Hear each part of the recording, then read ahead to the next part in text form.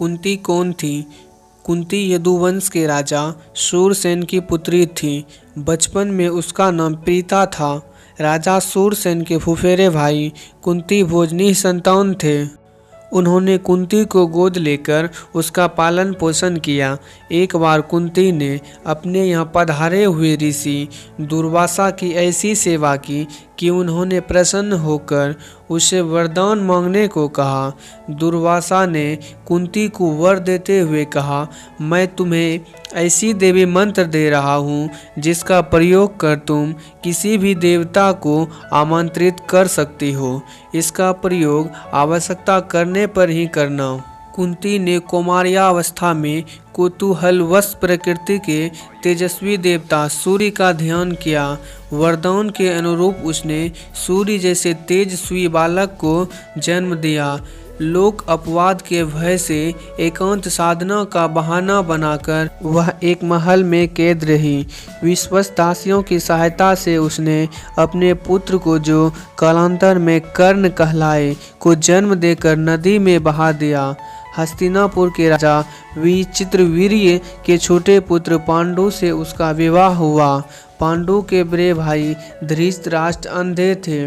पांडवों ने अपने पराक्रम से अनेक राज्यों को जीता।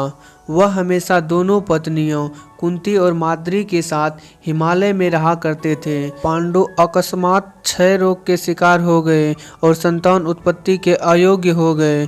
अतः कुंती ने दुर्वासा के वरदान से 3 पुत्रों को जन्म दिया। 2 युधिष्ठिर, अर्जुन तथा भीम थे। पांडु की दूसरी पत्नी माद्री ने कुंती के वर की सहायता से अश्विनी कुमारों का ध्यान किया तो उसने नकुल और सहदेव को उत्पन्न हुए।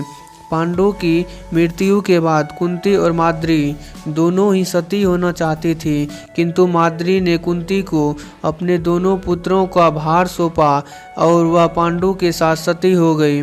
कुंती परोपकारी थी। एक बार एक ब्राह्मण ने कुंती को नरभक्षी के अत्याचारों के बारे में बताकर उससे मुक्ति का उपाय पूछा। कुंती ने भीम को उस राक्षस का संहार करने को भेजा और भीम ने उस राक्षस को मार डाला। महाभारत के युद्ध में कुंती अपने पुत्र के मरने के ख्याल से सिहर उठती थी। उसने कृष्ण की सहायता से दुर्योधन को संधि का प्रस्ताव भेजा था ताकि युद्ध ही ना हो, किंतु दुर्योधन ने उसे ठुकरा दिया था। कुंती ने राज्य छीन जाने, जुए में हारने, अपने पुत्र कर्ण के अपमान को, कुशलशील बहू द्रौपदी के अपमान को झेलने का कष्ट सहा था। कुंती ने भी द्रौपदी के अपमान का प्रतिशोध लेने हेतु पांडवों से कहा था।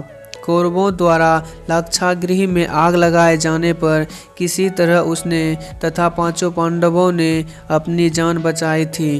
कुंती ने अनजाने में ही अपनी बहू द्रौपदी को 5 पांडवों की पत्नी बनने के वचन से बांध दिया था। कुंती पुत्र होकर भी कर्ण जीवन भर लोक निंदा के भय से अपमान और दुख सहता रहा। अपने पुत्र कर्ण की अपमानजनक दशा को देखकर कुंती भी बहुत रोती थी। लोक निंदा के भय से उसने जन्मजात कवच और सोने का कुंडल धारण किए हुए कर्ण को अंत तक अपना पुत्र न कहे जाने की पीड़ा भी झेली। कर्ण के समक्ष 5 पांडवों की प्राण रक्षा की भीख मांगकर पुत्रों के प्रति अपने स्नेह को प्रकट किया। उसने युद्ध का आरंभ होने से पहले ही कर्ण के 5 पुत्रों की प्राण रक्षा करने का वचन मांगा था। इसके बदले में उसने कर्ण को एक अभिशापित जीवन दिया। यह अपराध बोध जीवन भर उसे सालता रहा।